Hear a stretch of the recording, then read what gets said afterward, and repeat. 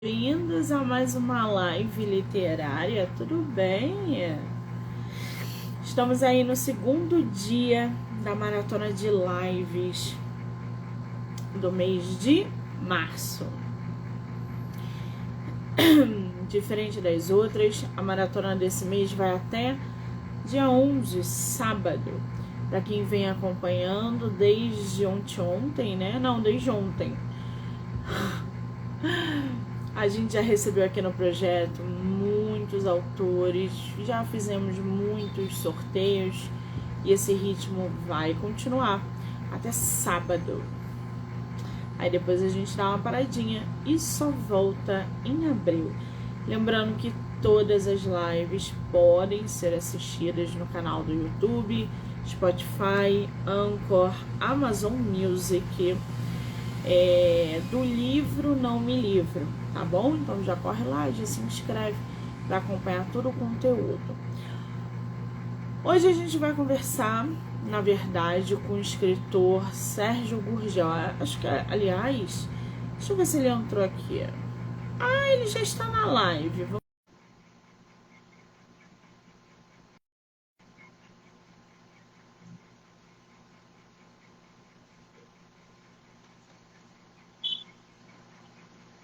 Olá, Monique. Tudo bem? Oi, Sérgio, você tá me Eu vendo? Você que não está me vendo, né? Não, aí no centro. Agora, Aí, agora eu estou vendo você. Querido, seja muito bem-vindo ao projeto do mês de março. né, Muitíssimo obrigado. obrigada, tá? Eu que agradeço o convite. Estou ajeitando aqui. Já viu que a minha especialidade não é essa área tecnológica. Tudo bem, sem problemas. É a tua primeira live? Não, não. Já fiz umas, outras. Eu dou muita aula online, porque eu sou professor de direito, né? Mas Vixe. cada vez que a gente mexe no celular, ele está diferente, alguma coisinha diferente.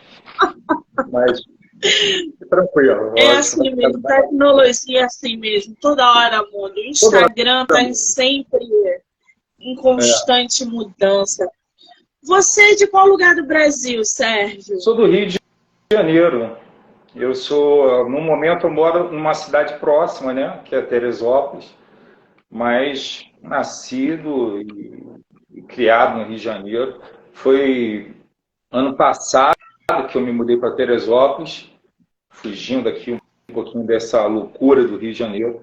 Eu morei em São Paulo também, morei em Brasília, tenho Tá muita certíssimo. saudade. Essa loucura você definiu bem.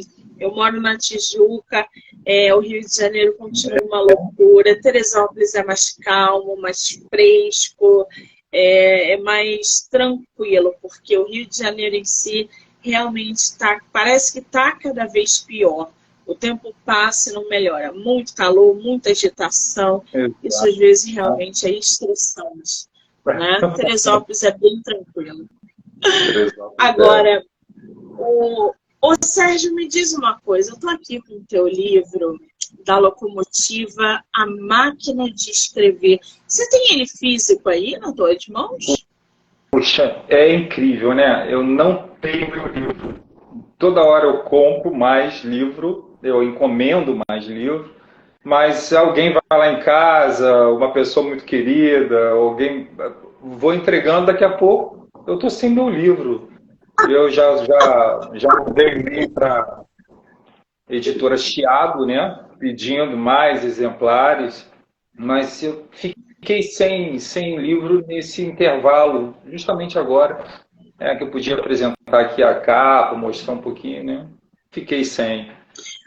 Mas eu te entendo perfeitamente. Os Entende? livros, eles chegam, vão embora de uma Tudo hora embora. para outra. Quando a gente acha que vai ficar com um exemplar, parece alguém para a gente ou presentear, ou Sim. doar, ou vender.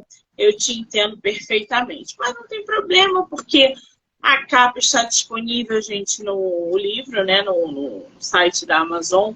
É uma capa que chama muita atenção, porque é, Antes da gente falar dessa capa, que está uma capa muito bem produzida, você Obrigado. falou ainda agora que foi a Chiado, né? Você publicou esse livro pela Chiado, não é isso? Foi. Na época eu morava em São Paulo, então eu comecei a sondar ali, eu não tinha experiência. Foi uma grande ousadia da minha parte. Eu escrevia livro jurídico e artigo jurídico. Então não conhecia nada nesse ramo. Dei uma de aventureiro mesmo, com meu pai, que eu escrevi em parceria com meu pai. E na época eu morava em São Paulo, conhecia a editora, gostei muito de me relacionar com a editora, foi uma experiência maravilhosa. E essa Eu, capa foi tudo pensado, tudo muito bem estruturado pela editora. eu vou abrir um parênteses aqui, gente, porque o livro, ele é uma espécie, entre aspas, de... Se eu tiver errada, você me corrija, mas uma espécie de biografia de de um dos grandes nomes da rádio, né, da década de 40, que foi o Amaral Gurgel. Ele era escritor, ele fazia peças para teatro, inclusive, não é isso? Eu fui atrás porque são coisas que fazem parte da nossa história e muita gente não conhece. As Exato. pessoas não conhecem rádio, não conhecem a história, às vezes, da própria televisão e do teatro.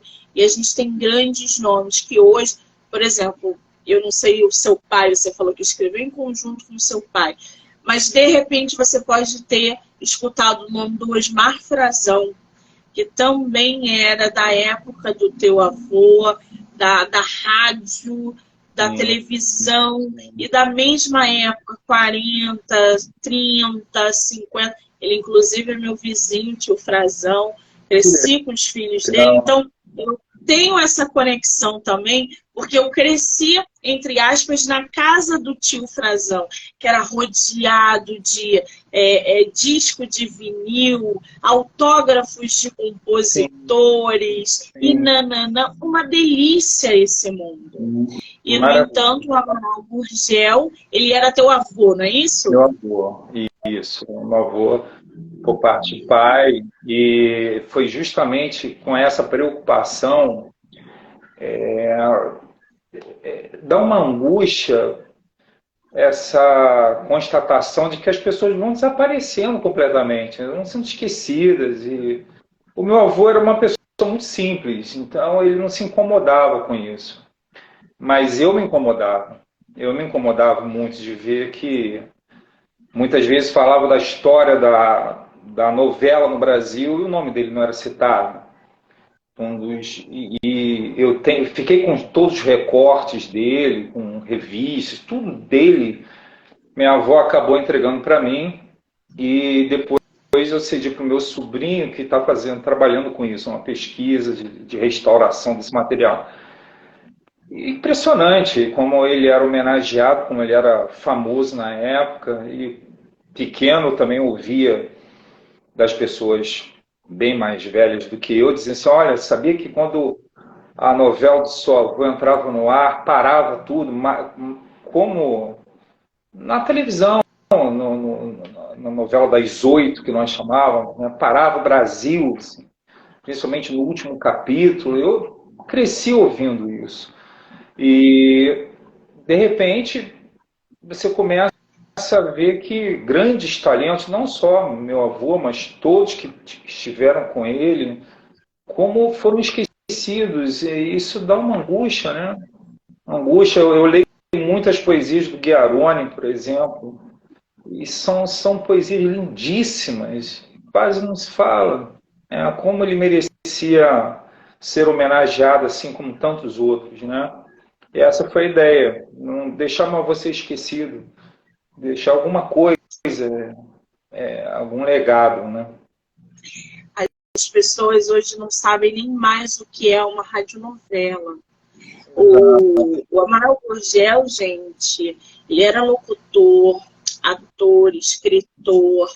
Ele veio de uma década de 1920, se eu não me engano. Ele pegou ali toda essa construção cultural numa época conturbada do Brasil.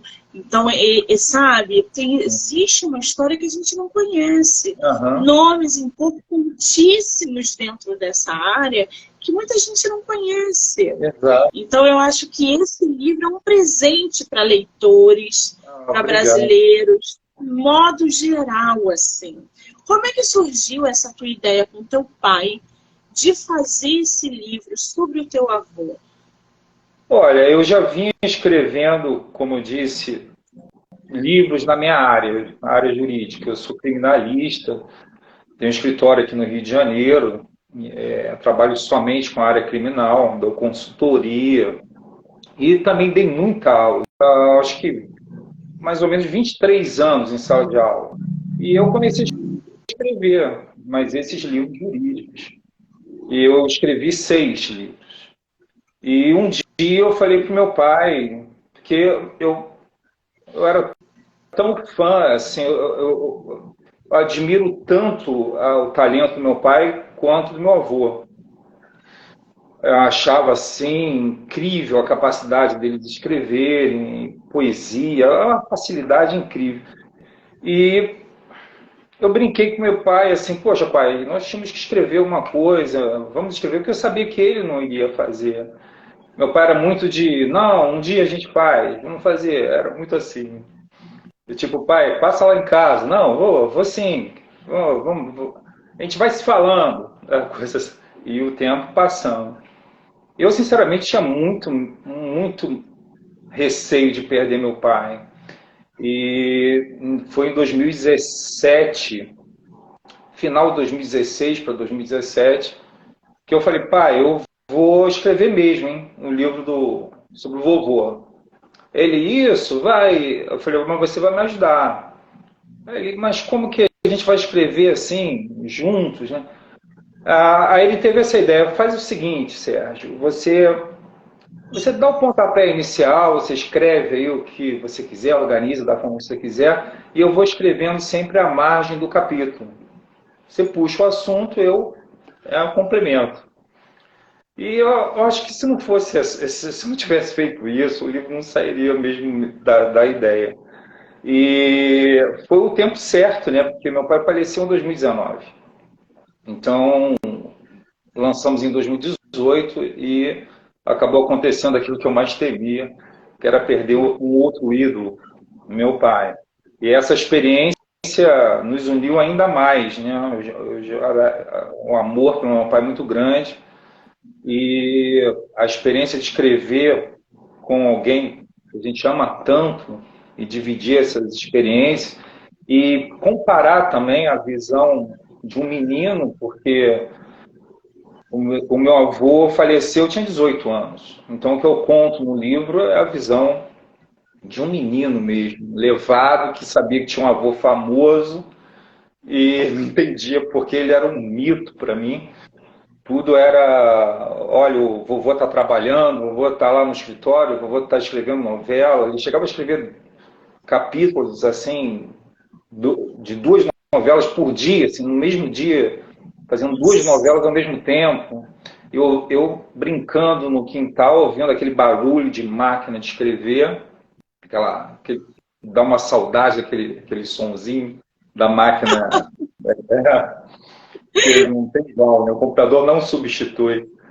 E eu coloquei aquela visão de um menino que convivia com um avô que era famoso e não entendia muito bem e adorava conversar com ele, adorava ver as histórias da rádio, ficava horas na mesa do café da manhã, depois do almoço, ouvindo as histórias, às vezes a mesma história, mas com o mesmo prazer também. E meu pai é a visão dele, né? Muito mais ampla, muito mais, claro, pela idade, pela convivência. E as lições que nós tiramos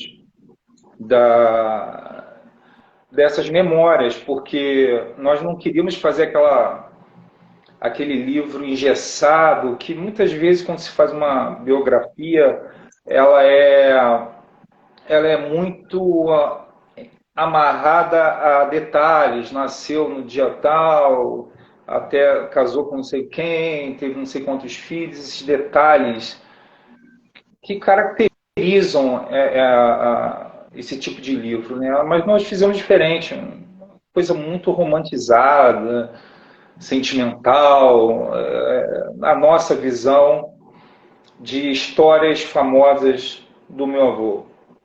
E, Pois é. O Sérgio, eu vou te interromper um pouquinho, desculpa, porque eu estou curiosa para saber como que você, ao longo dessa construção desse teu livro, dessa homenagem, dessa obra, o material que foi usado para você construir, você pegou coisas do seu avô, foram somente recordações, lembranças do teu pai, essas recordações da infância. Você teve algum material específico do teu avô diretamente para colocar no livro? Como é que foi essa construção? eu não sou um pesquisador, né, um historiador, eu não tenho essa técnica de pesquisa, mas eu fiz como um fã, um neto e fã que eu era. E tudo do vovô eu queria guardar. Quando meu avô faleceu em 88, a minha avó sabia o quanto eu gostava das histórias dele, do que ele escrevia. Eu conto isso no livro até, que a minha paixão era entrar no escritório dele, que ficava no quintal, no fundo do quintal da casa. Ele construiu um escritóriozinho. E aquilo ali, para mim, era assim, um lugar sagrado, era um local, era proibido, era fala baixo, sua avó tá trabalhando, não grita, sua avó tá trabalhando. A avó, posso ir lá falar com o vovô, quero ver. E às vezes ele abria, muitas vezes, ele abriu o escritório para me receber, eu queria mexer na máquina, queria mexer entender a estante dele, mexer nos livros e tal. E minha avó sabia dessa admiração que eu tinha. Sofri muito a perda dele em 88. Eu já consegui entender muito bem o que era uma perda, né? E ela foi me dando o material. Você gosta desse livro? Toma, tal. E ela deu até para cada neto. Ela deu uma novela original que ela encadernava. Minha avó tinha esse. Foi graças à minha avó, né? Minha avó guardava tudo dele. Se saísse um recorte mínimo no jornal sobre uma peça, sobre uma novela da rádio ou TV, mínimo, ela pegava, colocava num álbum desses que hoje a gente quase não encontra, que tem que botar a fotografia em cantoneiras, ela colava. E quando minha avó ficou doente, já estava bem no finalzinho da vida, ela falou, vou deixar tudo contigo. Aí me deu várias pastas, com todas as cartas dele, cartas, cartas assim, Graciliano Ramos para ele, Mário de Andrade. E, Ele, nossa, mas inclusive, ele usava pseudônimos, né? Assis Machado, não tem uma história dessa ou não? sim, quando ele entrou num concurso, ele começou assim, escrevendo contos em concurso. Aí ele usou essa invenção Entendi. do Assis Machado. E para os amigos, ele era chamado em casa, né, de Duque, minha avó chamava de Duque, então me refiro a ele como Duque também no livro, o famoso Duque. Ele assinava assim também, às vezes, Duque. Então, era o vovô Amaral para os netos, Duque para a esposa, e o Amaral Gurgel, o famoso Amaral Gurgel das novelas. Então eu andava muito pelas casas dos amigos, visitava as pessoas e era sempre perguntado, por um acaso você tem algum grau de parentesco com o escritor Amaro Carlos? Eu falava, é o vovô, é o Duque. E eu dizia, está tudo comigo, está tudo comigo. As novelas, os recortes, as novelas estavam distribuídas, né? Algumas que minha avó conseguiu resgatar. Mas os recortes todos, as fotografias, todas comigo. E hoje passei, como disse, passei pelo meu sobrinho que trabalha com isso, né? Com cinema, com pesquisa. Então ele está num trabalho de restauração que eu acho muito louvável, senão isso tudo vai acabar se perdendo, vai tudo amarelando, né? Estragando, uma pena. Exatamente. Agora, esse nome que você, o título do teu livro, da Locomotiva, A Máquina de Escrever. Como é que surgiu esse título pro teu livro? Eu deixava o meu pai tomar as decisões, porque eu sabia que o prazer, eu queria dar ao meu pai esse presente, porque ele escrevia muito bem. Meu pai, ele deixou 2 livros que eu vou publicar, se Deus quiser, esse ano. Um livro de poesia e um romance. Tem um outro que ficou inacabado, mas estão comigo. Ele era um talento incrível, mas eu acho que ele não se reconhecia dessa forma, não. E eu queria fazer com que ele eu queria dar essa oportunidade a ele de escrever. É muito bom, escrever é viciante. A gente não escreve porque quer, a gente escreve porque a gente precisa escrever. A gente tem que escrever. E aí, meu pai, ele, durante a elaboração da obra, que eu primeiro escrevia, depois ele emendava, e isso é até legal porque dá um choque de estilo. Aos poucos a gente vai notando assim, quem está escrevendo sou eu, ele, porque os estilos são totalmente diferentes. E ele foi se apaixonando por esse trabalho. Então eu fui deixando, pai, qual o título? Como é que você pensa na capa? Quer fazer um desenho? E ele pensou da locomotiva à máquina de escrever, porque meu avô, por mais incrível que pareça, meu avô estudou até a 3ª série primária. O meu bisavô morreu com a gripe espanhola e ele teve criança que sustentar a família, ajudar a família. Sustentar não, ajudar a cuidar dos irmãos, né? E ficava pegando garrafa de vidro que era reciclada, interessava as farmácias na época. Então ele teve que parar de estudar. E estudava pelo caderno dos amigos. Os amigos que iam à escola, ele pegava o caderno, meu avô era autodidata. E quando conseguiu um bom emprego na época, foi na Estrada de Ferro. Meu avô é de Araraquara, cidade que eu morro de saudade. Nossa, a primeira oportunidade que eu tiver, vou visitar Araraquara. E tem uma praça, inclusive, com o nome dele. Né? E ele foi para a Estrada de Ferro. E de lá, e foi o início da vida profissional dele e terminou na máquina de escrever. Mas eu só conheci o avô da máquina de escrever. Sensacional. E aí é óbvio, né, que essa capa produzida tá belíssima, porque uma capa sofisticada, uma capa meio retrô, nostálgica. Eu adorei essa capa. Essa capa foi um projeto seu ou foi em conjunto com a editora? Eu idealizei a capa, que a editora deu essa liberdade, né? E conversei com meu pai, ele falou, eu imagino que nós poderíamos colocar um trilho.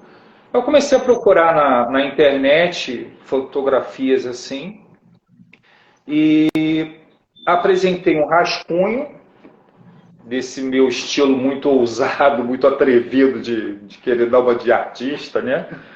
E eu fiz uma montagenzinha no computador, dizendo assim, ó, mais ou menos assim. Até falei para ele, pai, e a letra? Até isso eu queria que ele escolhesse. O presente era para ele. E ele mesmo disse, no final da vida, ele disse que, poxa, eu não sei como, você não tem ideia de como me fez feliz dando essa chance de escrever o livro. Ele se empolgou tanto que escreveu mais, né? Deu tempo, inclusive, não só deu tempo dele escrever da locomotiva à máquina de escrever, como escreveu o de poesia e o romance, o Caçador de Palavras, e que eu vou publicar também. Espero poder estar divulgando em breve, quem sabe aqui contigo novamente. Maravilha! Então, quer dizer, mais duas obras do teu pai que a gente pode esperar aí para 2023, 2024, talvez. E a gente pode falar também de um livro só seu, ou isso também é muito ousado, muito arriscado por enquanto? Não, a ousadia não para, não. Eu estou escrevendo também. Eu estou escrevendo um romance e que eu, na época, eu falei para meu pai, pai, foi tão legal escrever junto, vamos escrever agora um romance. Ele, mas o quê? Eu falei, pai, de novo, vou escrever o primeiro capítulo e que vai envolver um tema jurídico. E a história de um defensor no início de carreira, tendo que defender um réu que não queria advogado, que não queria, que se sentia culpado por um crime que não cometeu. E aí ele estava fazendo comigo o livro, mas escrevendo nos diálogos, estava escrevendo a parte do réu. E no segundo capítulo, meu pai faleceu. E deu uma desanimada, né, uma tristeza, mas eu retomei o trabalho esse ano, aliás, no final do ano passado, e se Deus quiser, se tudo der certo, até o final do ano, eu acho que eu termino essa obra. Já estou no final do terceiro capítulo. E vamos ver, né? Se o pessoal achar que conseguiu ler, tá bom, eu escrevo outra, não para. É bom porque a tua profissão vai ajudar a produzir todo essa trama também do livro, não é? Ou não? Porque eu não deixo de falar do direito, mas de uma forma bem simples, sem a linguagem jurídica que possa restringir o público, não. É um romance mesmo, uma questão filosófica ali que a gente trabalha, e de uma forma até irônica, uma visão um pouco irônica da justiça, não só do Brasil, mas tem um teor crítico muito forte. E vamos ver. Eu quero estar apresentando esse outro livro em breve. Em breve. Maravilha! Eu tô aqui com a sinopse do teu livro. Eu vou ler um pouquinho só para inserir o pessoal ainda mais nessa tua obra, nessas tuas memórias, nesse seu trabalho em conjunto que foi aí com o seu pai. Gente, vou ler a sinopse, só um trecho, porque é muito grande aqui no site, tem várias partes. Então, eu vou ler um trechinho só, e o livro vocês podem ver pelo site da Amazon. Da locomotiva à máquina de escrever. Francisco Inácio do Amaral Gurgel foi o maior novelista brasileiro de todos os tempos. Percursor da radionovela, Amaral Gurgel, como ficou conhecido, escreveu mais de 300 obras para o rádio e televisão, além de tantas outras para o teatro. Não obstante a morte prematura de seu pai, o tem obrigado a deixar a escola no terceiro ano do ensino fundamental. Da locomotiva à máquina de escrever, foge ao padrão das biografias tradicionais.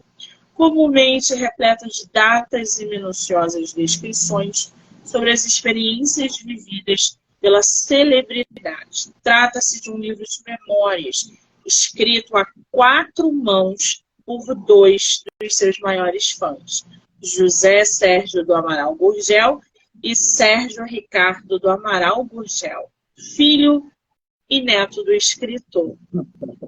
Exatamente. Muito legal. Que bom. Que honra. projeto belíssimo, né? Poxa, eu fico feliz com essa oportunidade de apresentar meu livro. Por isso que eu não tenho, tá vendo? Quando o maior prazer que o escritor pode ter é alguém ler a obra, né? Comentar. Isso é um prazer que não tem igual. Eu fico muito feliz. Exatamente. A gente escreve livro no Brasil para ser lido, né? Porque a gente dificilmente vai ficar milionário vendendo livro no Brasil. Mas a gente escreve primeiro porque a gente precisa lidar com os monstros internos, né? E a escrita é uma forma terapêutica. E segundo, porque a gente quer ser lido. A gente quer que as pessoas leiam aquilo que a gente quer passar adiante. E esse livro realmente é cheio de memórias e recordações, é uma obra belíssima. Quem quiser comprar o livro, ler, adquirir, como é que faz? Como é que está? Aonde está a venda? Como é que está isso? Olha, no início era bem tranquilo, porque eu via o meu livro sendo vendido em todos os sites, era muito fácil encontrar em tudo quanto é site. Hoje eu consigo pela própria editora. A editora Chiado, ela tem a obra ali disponível ainda. Então, é o caminho que eu indico para todo aquele que se interessa em comprar a obra, que eu fico muito honrado. É um livro leve, é um livro assim, com uma escrita bem suave a respeito de um escritor que deixou esse mundo esquecido, né? Já foi esquecido. Então a gente tem assim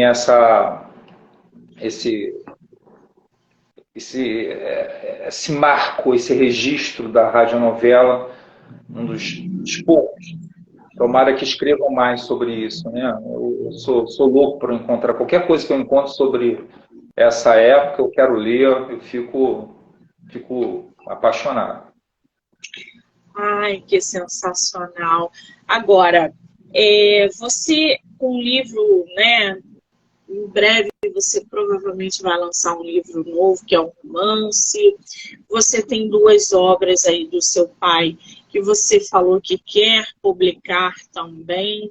Qual é o conselho que você dá para uma pessoa que quer fazer exatamente o que você está fazendo? Homenagear uma pessoa muito amada através de um livro, através de uma obra cheia de recordações, escrever um livro com esse intuito. Qual é o conselho que você dá para uma pessoa que quer fazer o que você está fazendo? Eu acho que o principal é o amor mesmo. Eu acho que tudo que a gente faz com amor, a gente faz certo, acaba dando certo. Sem amor, fica difícil.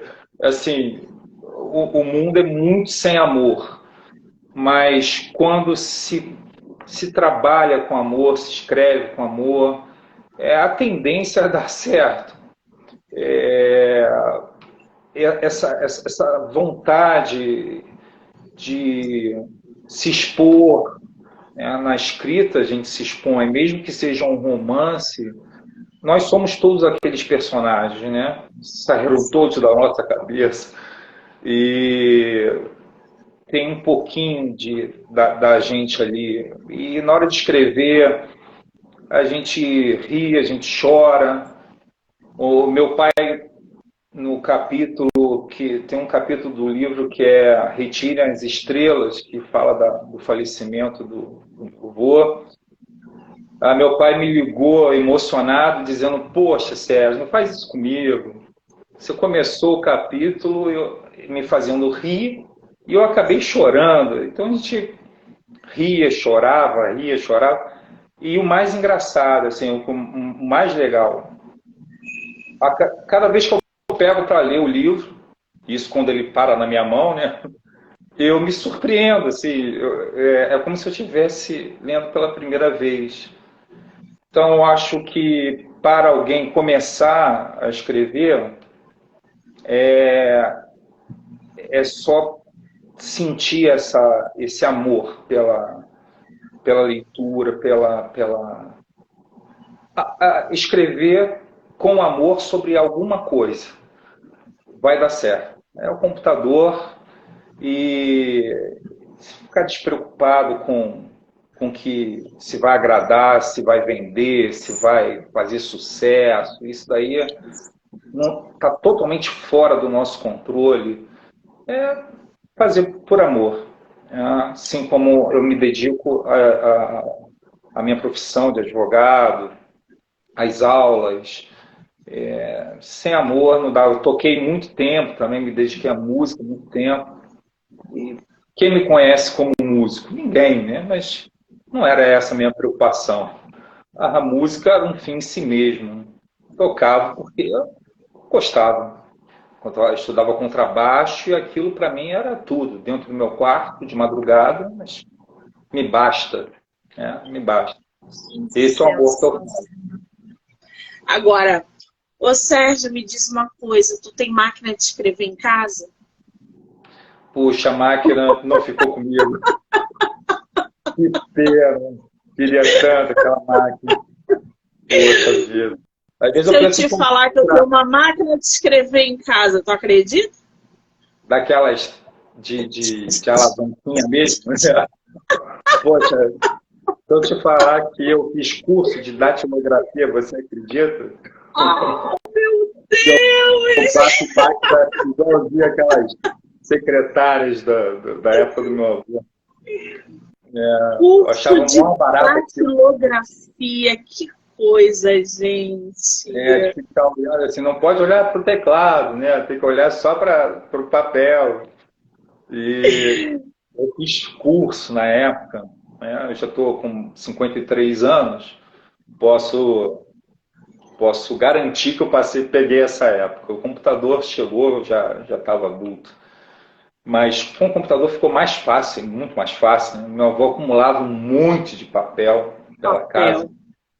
E pior que eu confundia papel que era rascunho, papel original. Às vezes ele deixava eu desenhar aqueles papéis que ele ia jogar fora, né? Aqueles rascunhos, ele deixava, mas às vezes eu deduzia, presumia que isso aqui é rascunho, isso aqui é para desenhar, e era original. Minha avó quase para mim colapso, né? Os originais, minha avó. Espero não ter enterrado nenhuma obra genial dele com os meus desenhos lá no quintal. Tem uma galera aqui, ó. A Marjorie falou que tem uma e também fez curso até avançado de datilografia. A Sônia também fez no Senac. Olha, gente! Que legal! Que coisa maneira isso, né? Porque quando a gente fala de curso de datilografia, a gente pensa exatamente lá em 1930, 1920, isso era uma profissão que as meninas de família faziam e nananã. É ruim, hein? Eu acho que isso... Fala. Até no direito, eu quando comecei a fazer estágio, fiz estágio na Defensoria Pública aqui do Rio de Janeiro, e as petições eram máquina de escrever, alavanca mesmo, né? A coisa mecânica, né? E com aquele carbono que deixava tudo sujo, né? O liquid paper piorava mais ainda, a borracha, isso aí. Aquele carbono era o ó. Aquele era um negócio de álcool, sujava tudo. Você tinha que tomar. Gente, era uma loucura aquilo. Eu sujei muito as minhas mãos quando eu era pequena com aquele carbono. É uma coisa enlouquecedora. Eu ainda Que tenho coisa. muitas dessas novelas estão com a família ainda. Os originais, aquela tinta meio azulada, interessantíssimo, um papel diferente, a textura diferente. Minha avó encadernava, então elas estão vivas. E, puxa vida, seria um máximo se uma novela dessa fosse avaliada por uma emissora e adaptada aos dias atuais. Claro que precisa sempre fazer adaptações, né? Mas elas estão aí, elas estão vivas, estão preservadas, essas novelas. Você tem ideia de quantas novelas sejam? Olha,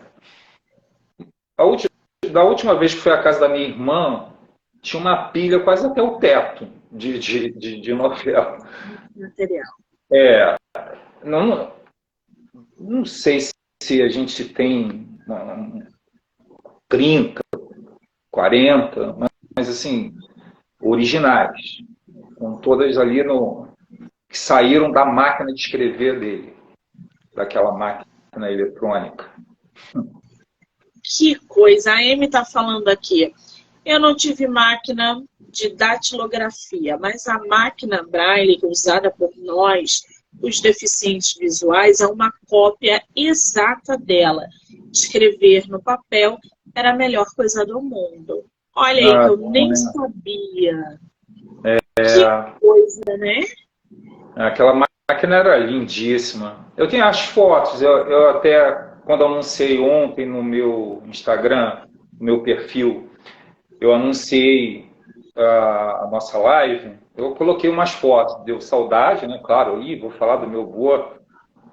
E tem uma foto, inclusive, dele batendo a máquina, bem mais novo, né? E ele tinha o hábito de botar o pé em cima da mesa. Nunca entendi por quê, mas na foto tem lá, no story eu coloquei lá, ele com as pernas, o pé assim em cima da mesa, batendo máquina, ficava lá concentrado.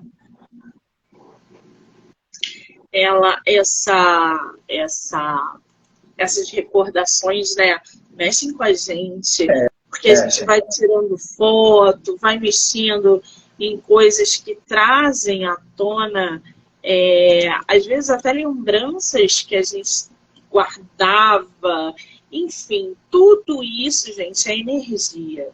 A gente lembrar, homenagear dessa maneira, isso tudo é energia, não tem jeito. Ainda mais quando existe amor no meio disso tudo. Exato. Agora, ô Sérgio, o que o leitor pode esperar da locomotiva Máquina de Escrever? Bem, ele pode esperar um passeio pela época. O que eu ouço dos leitores, que lembro muito do período, mesmo quando meu pai fala dos anos 60, 50, mas também quando eu falo de um passado mais próximo, como na década de 80, a década de 70, 80, né? E aprendem muito sobre como era a vida, como era a famosa Rádio Nacional, a importância desse instrumento, né, no meio desse meio, parece mentira, assim, quando a gente encontra o sucesso que era, a fama, o apego que as pessoas tinham aos personagens, inclusive, pediam para não mudar isso, não acontecer aquilo nas novelas. Então, é um conhecimento que as pessoas adquirem sobre um período que não é muito comentado, infelizmente, nos dias atuais, quem sabe mais tarde.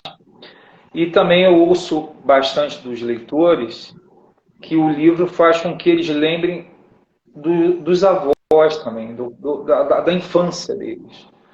Eu sempre ouço isso. Poxa, lembrei tanto do meu avô, lembrei tanto da minha avó, lembrei tanto também quando eu brincava no quintal disso, aquilo. Eu fico feliz com isso, porque é um período que a gente não pode esquecer, né? A fase adulta é muito difícil. A fase adulta a gente olha para o mundo de uma forma bem diferente, né? E quando eu quero ficar bem, eu tenho algumas lembranças guardadas na gaveta que eu uso. Como correr pelo quintal que eu chamo de Campinas 53, onde meu avô morava, né, no Grajaú, na rua Campinas. A casa está lá até hoje, né? Acho que é uma clínica, mas está lá inteirinha. E eu acho que o leitor, ele naturalmente, ele faz esse exercício, ele faz essa viagem não só no passado do meu avô, da rádio, mas o próprio passado, a própria história dele. Ele fica... E eu ouço também, assim, poxa, eu gostaria de escrever um livro sobre a minha história. Eu falo, escreve. A história que interessa não é só a história dos famosos, é a história de todo mundo. Todo mundo tem uma história e histórias lindas para contar. Todo mundo tem. Exatamente. Agora, qual é o teu Instagram, Sérgio? Para quem quiser trocar uma ideia com vocês, começar a te seguir, enfim, para conhecer mais o seu trabalho, acompanhar sobre da locomotiva à máquina de escrever. Qual é o teu Instagram? O meu Instagram, eu estou com o Sérgio Gurgel, mas no registro da página, né, no perfil, está Sérgio R.A. Gurgel. Assim fica mais fácil, né? Sérgio R.A. e Sérgio Ricardo do Amaral Gurgel. E ali eu posto Fala, pode falar. Coisa do direito, mas eventualmente alguma passagem do livro, faço uma arte do livro, fotos do lançamento, algumas fotos do meu avô, poesias do meu pai, do meu avô. Isso daí o tempo todo eu posto, não tem jeito. Muito bem, eu vou marcar o Sérgio aqui na live, tá? Então, se você não pegou o Instagram dele aí, você vai conseguir pegar na hora que eu marcar. Mas se você já pegou, já corre lá, já segue o nosso escritor, já acompanha fotos, recordações, troca uma ideia. O livro tá belíssimo, é uma obra belíssima e vale a pena com certeza. Chiado, tá, gente? Tá na editora Chiado. Na Amazon não está, só na Chiado, tá? E aí lá vocês vão conseguir abrir os outros sites que provavelmente eles distribuíram o livro. Sérgio, querido, que prazer te conhecer. Bater esse papo agradabilíssimo. O seu convite me encheu de alegria. Quando eu recebi seu convite, eu falei, não acredito. Que legal. Poxa, eu te agradeço muito, muito mesmo, por tudo, tá? Toda a gentileza, todo o carinho, toda a homenagem, todos os elogios. Muito obrigado. Eu é que agradeço. Ter você no meu projeto é um privilégio. Pretendo ver mais coisas suas. Espero que você publique em breve. Estarei acompanhando aqui ansiosamente. Todo o sucesso do mundo para você, tá, querido? Amém. Obrigado. Tudo de bom. Um abraço a todos que acompanharam. Quero agradecer a todo mundo que entrou, que saiu, que vai assistir depois. Muitíssimo obrigado, pessoal, que ficou aqui. Hoje a gente tem live com a escritora britânica, que o livro dela vai virar filme ano que vem. Vai falar sobre esse trabalho que ela vem fazendo com os menores infratores de São Paulo, na verdade, da Cracolândia. Eu já volto com mais bate-papo com escritores com vocês. Sérgio, um beijo, querido. Obrigada. Tudo de bom. Obrigado.